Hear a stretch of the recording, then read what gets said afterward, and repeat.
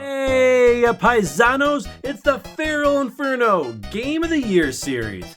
We have a very special show for you today. We're going to be going over some Super Mario games. We've gone over quite a few Mario games in the past, but now we're going back to the originals. That's right.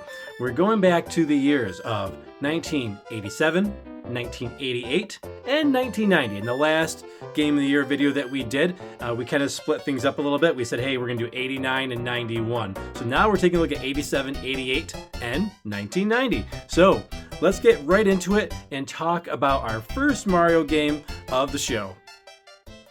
1990. 1990, very special year for FeralInferno. Not just because of the game that we played, but because of the lead up to this game. I was in second grade, I was 8 years old, not any money, right? I'm not getting any money, there's no allowance or anything like that right now. Too young for that. So can't go out and buy my own games. My parents didn't have a whole lot of money at the time. You know, my parents were young and, they were still, getting into their careers. So I didn't have a whole huge mess of games to play other than what I had, a few games that I had, and then games that I would borrow from whether it was my cousins or maybe some friends at school. So my parents made a deal and said, hey, if you get good grades, you get A's on your report card by the end of the year, you can go out and we'll get you a Nintendo game. So, great, awesome. I was planning on getting Super Mario Brothers 2, maybe The Legend of Zelda. So, because I really loved both of those games. And I was able to, only see them or play them at other people's houses. But man, they could be mine. They could be mine. So I get my A's, I get my good grades on my report card. And then I remember we're driving out to Ames. We're driving out to Ames, about a half-hour ride. I'm like, okay, I think we're going to get Super Mario. We'll see what games they have, but I'm thinking Super Mario Brothers 2 at this time. Okay, we'll get Mario 2. Awesome. So we get to Ames, and what do I see? What do I see in the big, huge lineup of NES games? There's a yellow box of a game I had no idea came out. Now remember, no internet at this time. I didn't know about this. I didn't have Nintendo Power or anything yet. And I see in blue letters on there, Super Mario Brothers 3. What? Super Mario Brothers 3, this blew my mind. Mario! Mario! Mario! Mario! Mario! Mario!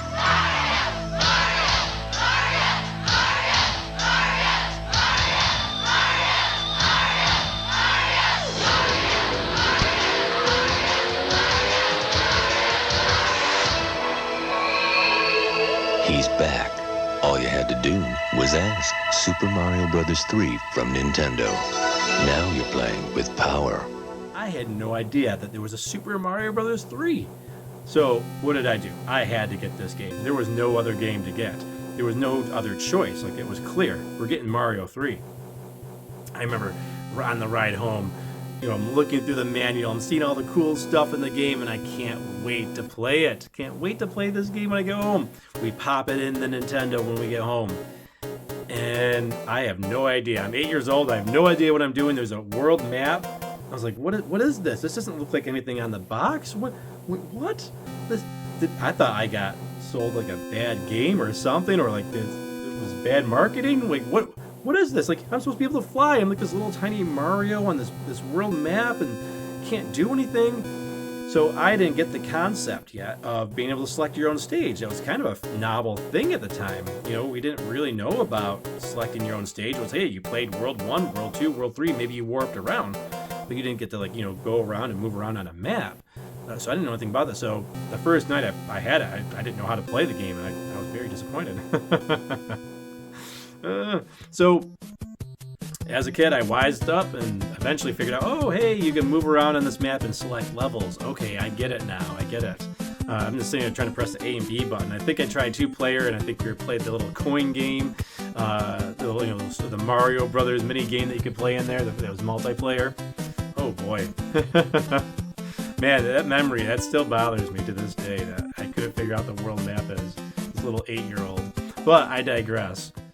Super Mario Bros. 3, so many power-ups in this game, and that's really the highlight. Two highlights of the game. the power-ups. So of course you got your standard power-ups from the previous Mario 1 game, but you also now have the raccoon leaf, which you see right here on the cover, which just, man, when I saw Mario, I'm like, hey, okay, this tells you a lot. Hey, new power-ups, and Mario's clearly flying on here, you know, Superman style, you know, well, Superman style, you know, with a raccoon tail and raccoon ears. But man, it was such an iconic and cool image. It really just set the stage. So my mind was going wild thinking about what are we going to be able to do flying as Mario, you know, skipping over pits, and we're going to skip over enemies, and it's going to make it be a little more safe, and we can get around to different areas. And they did a great job of using the flying mechanic to have, hey, you can kind of skip around things or find secrets that are up in the sky. Really well done. I really like the raccoon leaf. You could also attack with it by spinning with your tail, so that, you know, it wasn't just that you could fly with it, but it was also an offensive capability as well. There was a variation of the raccoon leaf, the Tanuki suit, which did the same exact thing as Mario, but you kind of looked like almost like a bear. You're a Mario in a bear suit. But you could use your tail, you fly, but you could also, if you jumped up and pressed, I think it was down and B, if I remember correctly, you turn into this like monk statue, and enemies would just walk by you. They would just walk by you and not attack you. They wouldn't even know that you were there. It was like you didn't exist in the game. You could stay away for maybe 5 seconds or something like that. But it was really neat. It was really interesting that, you know, they have this little variation of it, but it was awesome. I love the Tanuki suit. The frog suit I didn't like quite as much because didn't really realize like what you could do with it, and this seemed really awful when you used it on land, because I think you first got your first frog suit in the desert level. But when you get to the water level and use it, man, that is a very useful suit in the water, because you could kind of move freely in the water rather than just, say, tapping the A button, the jump button to get around, and you kind of had limited control without the frog suit. The frog suit, man, you could just go zip, zang around the whole levels when you're in the underwater levels. So cool suit, but a little bit more situational. Now, the Holy Grail, the best suit, in my opinion, in Super Mario Bros. 3 was the Hammer Brothers suit. Man, I love the Hammer Brothers suit. You could be just like the Hammer Brothers from Super Mario Bros. 1. You'd be flinging these hammers around. It was like, that was awesome. Those enemies gave me the hardest time. So now I could be one? That was great. And then not only that, you'd have like this, like, I think it was like a buzzy beetle shell on your back. So like if you ducked and like a fireball came from like a piranha plant or something, it would block the fireball. And it was so cool. So it had some defensive and offensive capabilities. I loved that suit, but it was very rare. And I think it was like you could find it in like World 5, the Ice World, or World 6, the Ice World, and maybe World 7, Pipe World, but I don't quite remember. But I know there was like Mushroom House that had an exclusive Hammer Brothers suit in there. There's a lot of other power-ups too. There was a P-Wing, which would allow you to fly indefinitely for one stage only, and then it would, after that stage, would default to the standard Raccoon Leaf power-up. There was a music box that would put enemies on the world map asleep. There's an anchor that, you know, if the airship got away from the castle, you could like, hey, leave it in one spot, so you didn't have to like risk playing other levels so you didn't play on the world map, or run into other maybe Hammer Brother enemies. There was an actual hammer item that you could break rocks and find secret areas on the map. Of course, there's Mushroom, Fireflower, and Starman, of course, too. There's so many different things in this game. There was mini games that you could play. There was the Toad House, as I mentioned, where you can get different power-ups. You could keep an inventory of your power-up. So if you didn't want to use a certain power-up in a certain level, you could hold on to it for a little while. So you get a little inventory of items as well. The Warp Whistle. Now, one of the flaws of Super Mario Bros. 3, and probably the biggest flaw of Super Mario Bros. 3, hey, no password, no save feature. Yep, no gold label here in the back, no battery backup on here. So that was probably the biggest flaw of Super Mario Bros. 3, not having that, because it's a long game. It's a very, very long game. I personally have never finished it from start to finish without using a Warp Whistle. So the Warp Whistles were great. They'd had 2 of them right in World 1. They had stuck a 3rd one in World 2 so that you could skip around a little bit and not have to play through the entire game in one playthrough, because it was not impossible, but it would be a very, very long playthrough to do it just that way. So smart idea putting in the Warp Whistles in the game so that you could go around to different worlds. and the worlds. Now the power-ups were one of the great things about Super Mario Bros. 3, but another great thing was the variety of levels, right? So you have your regular level in World 1, and then you get to World 2, you get the desert level, World 3, the water level, World 4. This was my favorite, and it blew my mind a little bit. It's like the sprites were so big. Giant World, where the enemies were just massive and the blocks were massive. So I thought that was really cool. That was kind of like a precursor to 16-bit for me, because I was like, whoa, this is like some next level stuff here. Like all these, like the graphics were just gigantic. You had World 5, the Cloud World, which was kind of cool because you start out like on land and then eventually you go up into the sky.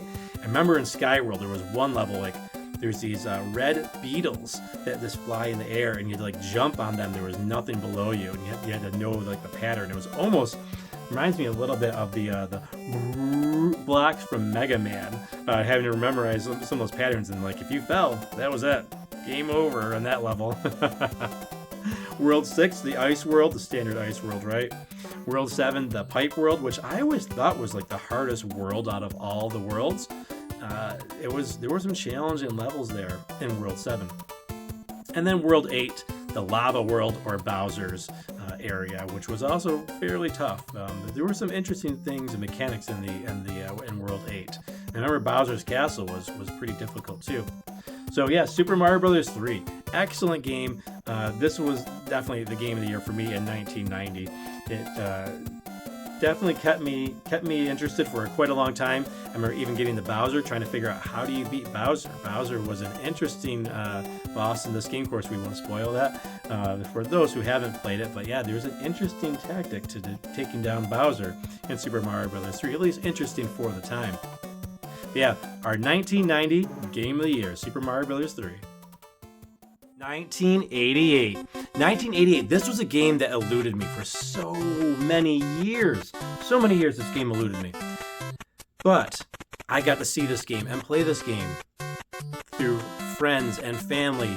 I remember we took a road trip down to Virginia Beach, and we took a road trip to Little Falls, New York as well, and visiting family friends this year, and got to see this game in action.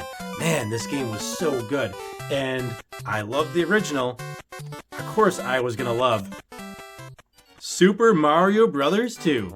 And what a different game this was, Super Mario Bros. 2. So we got to talk a little bit about Mario 2 here. And you see, I do own a copy finally.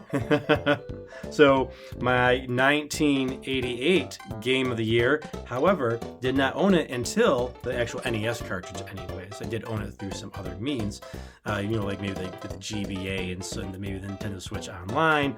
But actually owning the Nintendo cartridge came in a very special form to me.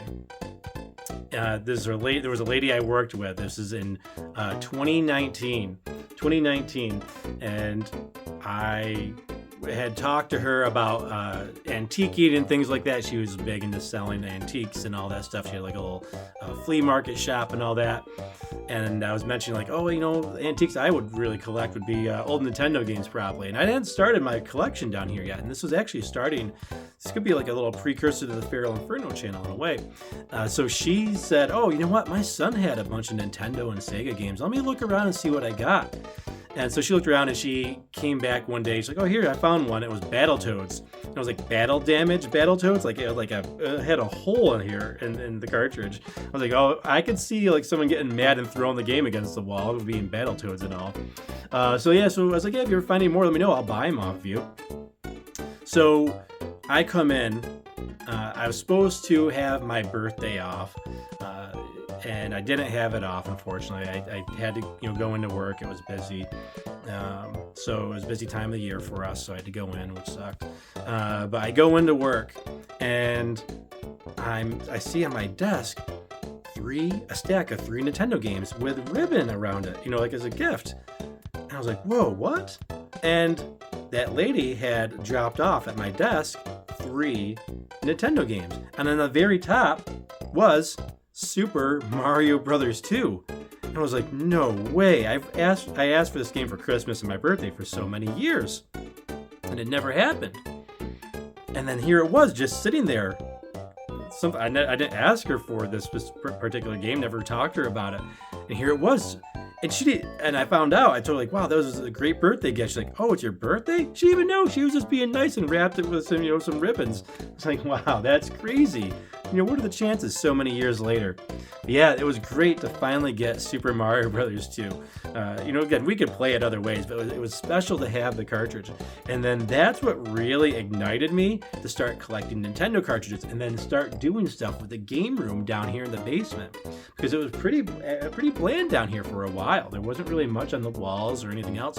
So it kind of started, started with the pool table, getting stuff down here, and then I put a few other things down here, some old game stuff, but this is probably what started the whole game room down here, and without the game room, I might not have started the FeralInferno channel. So, very special thanks to that old co-worker for giving me this game. But to get into the game a little bit, digress from our story here in memory lane on that part, but yeah, Super Mario Brothers 2. I know this is for some people not a great game, and some people didn't like the deviation that it was from Super Mario Brothers 1, the original. I thought it was cool, and I loved the graphics. I loved that Mario's sprite was finally blue and red, something that they didn't even get right in Super Mario Brothers 3, right? Because in Super Mario Brothers 3, Mario's sprite was black and red for his clothes. But his clothes and his overalls and his shirt were red and blue in Super Mario Brothers 2, which I thought was awesome. Like, hey, I like it to be representative of what it's supposed to look like. So I loved that they did that part in Super Mario Brothers 2 as well. Now, most people nowadays know the story. We didn't know back then, but Super Mario Brothers 2 was an enhanced port. People call it a reskin, a ROM hack. It's not. It's an enhanced port of a game called Doki Doki Panic. That was released in Japan. Now, what a lot of people don't realize is now Mario Brothers 2 has horizontal levels and vertical levels. There's some vertical sections of the game. Mario Brothers 2 actually started out, Doki Doki Panic actually started out as a Mario game. It was originally going to be a vertical Mario game where you were going up and down rather than going left to right. So that was the original concept, and they scrapped it and then applied the idea to Doki Doki Panic. So when Nintendo of America got what Japan got as Super Mario Bros. 2, which we call the Lost Levels, which was on Super Mario All-Stars,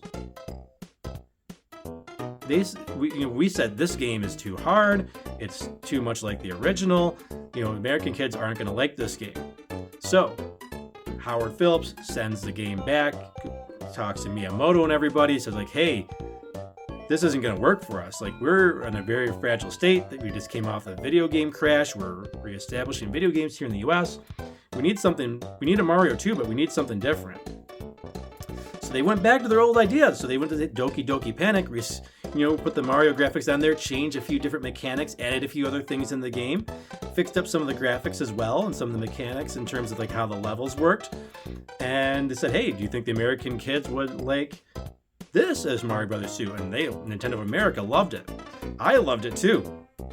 I thought it was so cool that you could pick up plants and not know what was going to be there. Was it a turnip? Was it a potion to create a warp zone door? To get, different power-ups or get the coins. Now, one of the things about Mario Brothers 2, that was cool. You could pick up the roots to pick up, vegetables and throw them at your enemies. You see, you got a little turnip here with Mario. But you could also jump on the enemies and pick them up and throw them at other enemies. Really cool mechanic, and I really like the variety of bosses as well. And it was so different. You had Birdo, you had Claw Grip, and Fry Guy. I love the Fry Guy boss. I thought that was a great boss in the Ice World. It was kind of cool too. It was like, hey, you weren't expecting in the Ice World to be facing off against a fire boss, but you did. I remember Claw Grip. When I got to him the first time, I was like, man, how do you beat Claw Grip in Tri-Clyde? You had to create a little wall of those mushroom blocks to block his fireballs and throw those blocks in. But if you threw too many of them, they'd fall in a pit and you didn't have enough ammo to beat him. Very cool stuff. And no Bowser. It was cool. Hey, Wart's in the game, a new boss as well. You throw vegetables in his mouth. He hates vegetables. Super Mario is back. He's everlasting, worlds where no one has ever been. He's taking on enemies no one else dares. This time Mario pops up power wherever he goes, so he's bigger and badder than ever before. You've never seen creatures like these. You've never had an adventure like this. It's everything you've dreamed of and worlds more. It's Super Mario 2, only from Nintendo. Now you're playing with power. As cool as it was to, pick up the vegetables and throw them at your enemies and all that, it did fall flat a little bit in terms of you didn't have the same power suits, right? There was no power suits. You didn't have, fireballs. You can't throw fireballs. You weren't the raccoon leaf from Mario Brothers 3. So, where were all the different power-ups? Starman made a comeback. You can still pick up turtle shells and throw them as well. You can pick them up out of the ground. So there's some similar Mario themes there, right? But where was the power-ups? Where was the differences? The powers were with the characters. Now, the coolest thing about Mario Brothers 2, the coolest thing for me anyways, about Mario Brothers 2, was that you just didn't play as Mario. Luigi wasn't relegated to being player 2. You could pick Mario or Luigi. But you could also pick Toad or the princess. What? And they all had different skills, attributes, and abilities. Now, Mario was your average character. He had average throwing speed, average running speed, average jump height. Great. Doesn't do anything great, doesn't do anything bad. Excellent. Luigi's a little bit slower. He's got a floaty jump, but he jumps super high. He jumps the highest out of everybody. Then Toad runs super fast. He picks up items super fast. But he couldn't jump that high. His jump was not great. Now, Princess Peach, she couldn't jump that high. She was very slow, but she could float. So almost like from Super Mario Bros. 3, flying, it was the next closest thing to flying was with Princess Peach in Mario 2. She could float across different platforms. So yeah, that was, for me, it's a great variety. If you played as one character in a level and didn't work out, you could try another character. If you lost a life, okay, didn't work as Mario. There was a jump that was really high, let's try Luigi. Or, there was a jump that was really far, let's try Peach. Or maybe, hey, there was a spot where you can pick up a lot of coins for the slot machines where you get extra lives at the end of the level, let's get Toad in there. So you can have a variety of different characters, and your playthrough can be different every time you play the game. So that's what I really like about Mario Brothers 2. It was a little bit of a shorter game. There was only 7 worlds, and World 7 was abbreviated. It only had 2 levels in it. But the levels were a lot longer than your standard Mario game, right? So it wasn't like, hey, you're going to finish a level necessarily like in a minute or two. There was you could explore, you can find different secrets in all the levels.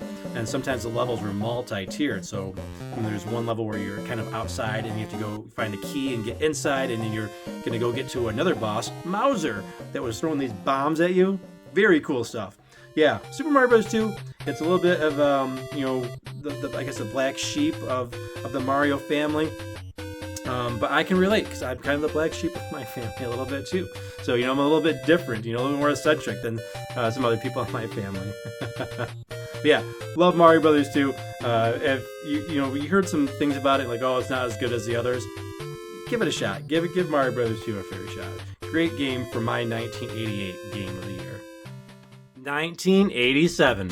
1987, a very influential year for the FeralInferno channel.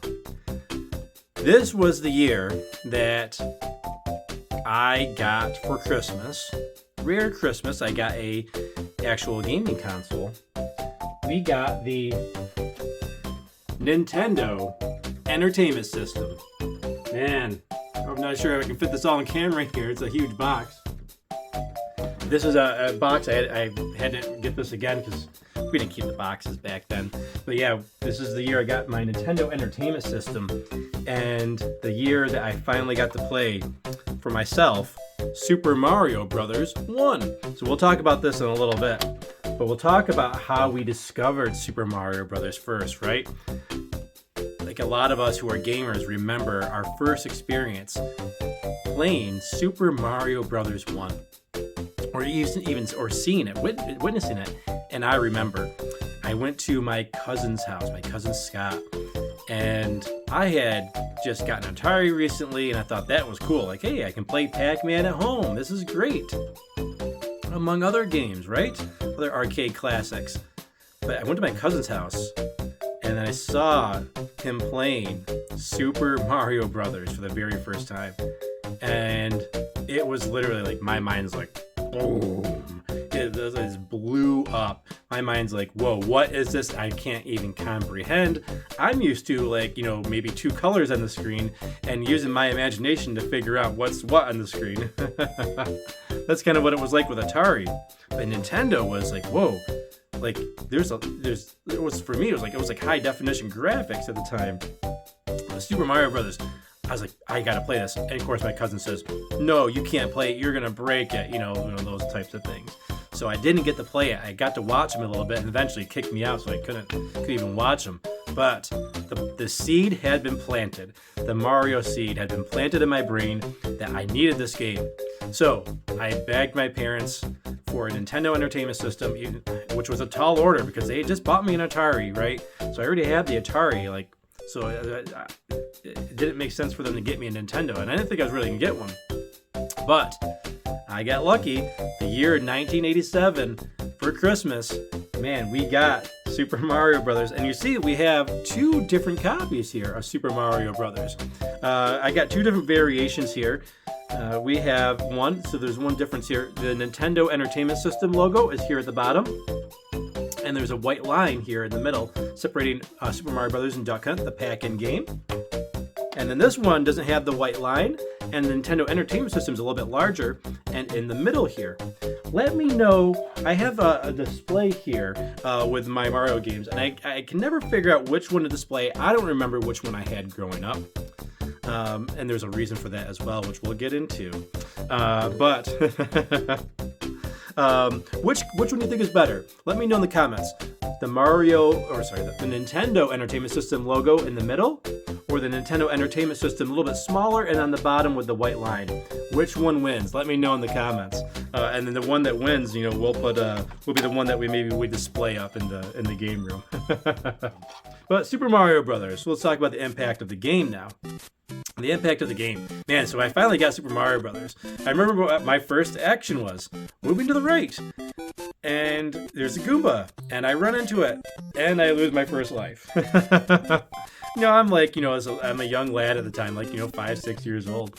So I don't know what I'm doing yet. But this is a game that's teaching me how to platform. This was the original game there's a lot of games that taught me how to do a lot of platforming.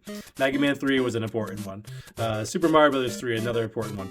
Super Mario Bros. Original was the original game that taught me how to really platform properly, to get the building blocks going for platforming. Super Mario Bros. Had such a wide variety of things for its time. It seems very simple these days, but the fact that you get like the power-up mushroom, it's like, okay, well, you're Little Mario and then you're Super Mario. Okay, that's what Super Mario is. And then the fire flower, so you can shoot projectiles at your enemies. Something you obviously want, and you can take an extra hit as well with it. And then there's a Starman. You get the invincibility for a little while. So it was a lot of, we were used to, again, with Atari, just kind of like, very simple mechanics, very simple graphics, very simple concepts. Mario Brothers was very complicated for its time. 8 worlds. Again, no, like Mario 3, there's no, battery save, no password, but they got around that by putting the warp zones in there, incorporating warp zones, right? So you can skip around if you need to skip around if you can't finish it in one playthrough. Because I have played through Super Mario Bros. 1 and also Super Mario Bros. 2 from start to finish. And it does take quite a while, actually. A lot of people say, oh, Mario Brothers, we can beat it in like a half hour. But playing it from start to finish is actually quite challenging and quite time-consuming as well. But a worthwhile endeavor. I highly recommend doing it. You'll definitely, if you need to improve your platforming skills, you're not very good at platformers, 2D platformers, hey, start with Super Mario Brothers. Because it can be a little unforgiving at times, but it's also fair at the same time, right? Because you can make all the jumps, you can defeat all the enemies, you can get around all the enemies, all the obstacles, but it's up to you. One thing there's a few things I don't like about Mario Brothers back then and to this day.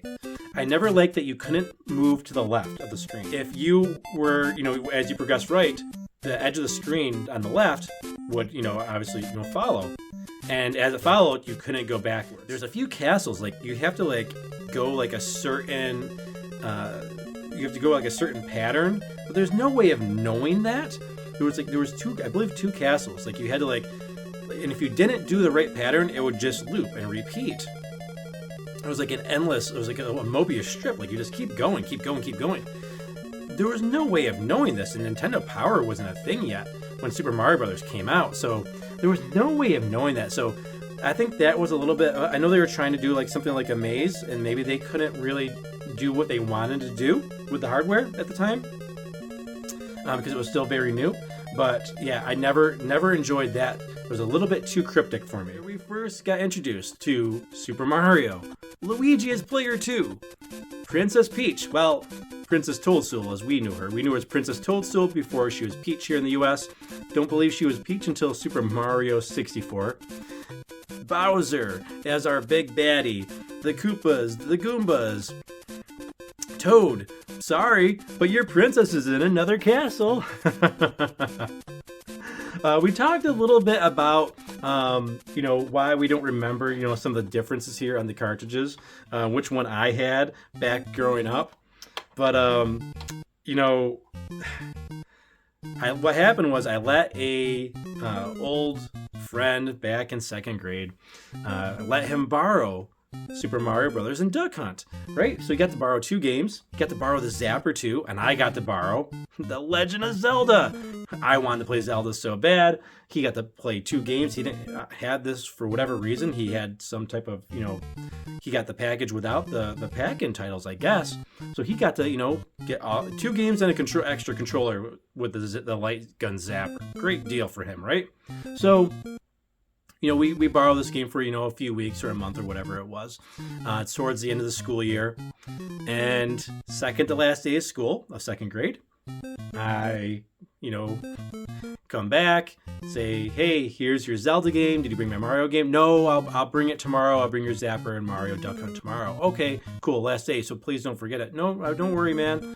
Cool. We go out to recess. He tells another kid that he's not giving me my Mario and light gun back to me on the last day of school. So I said, oh, that's what he's planning, huh? So I sneak back into the school. Nobody's in the school. I sneak into the classroom. Lights are all off. Looking in his desk, looking in his backpack that's in the little cubbies that we had. And I take the game back. I'm like, hey, if I'm not getting my stuff back, I'm always keeping Zelda. Of course, he tells the teacher, I get in trouble. I have to give it back to him. He agrees to bring my game back the next day. He doesn't. No repercussions. Great. I don't get my stuff back. Well, my parents are about to split up. They do split up, and we're all going to be moving in different directions. My mom was going to, where we were living at the time, my mom was going to move a half hour away, and my dad was moving a full hour away from where we lived. So we weren't going to be in the neighborhood anymore. So what did we do? We tried calling him a bunch of times, calling his house. Nobody, wants to answer the phone, or they'll, put the phone on, hold or whatever, and not answer our questions. Okay, great. Thanks. Great family. We drive out there before we leave, before we move away, because I really want the game. And my dad's like, okay, we're going to get it back. Don't worry. So we get there. The parents aren't home. And I think it was like an older sister was there. And we talked to her and it's like, hey, so-and-so has our game. We want it back and the gun. So, let me go get it. So she goes in there and like 15, 20 minutes goes by. We're like, okay, come on. We're getting the run around here. So we go knock on the door again. Oh, yeah, I can't find it. Sorry. Maybe try again another time. Which was, a line, right? They were just giving us a line.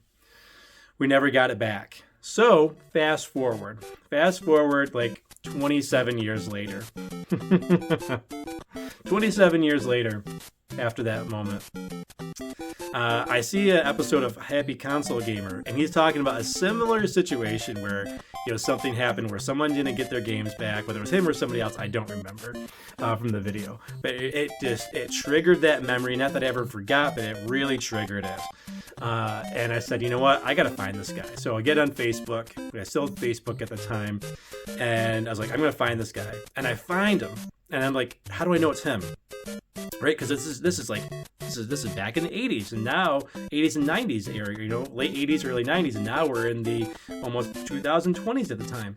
How do I know it's going to really be him? He's got a very common first name and a very common last name. So that makes it very difficult. We all move around too, so you don't expect him to be in the same area.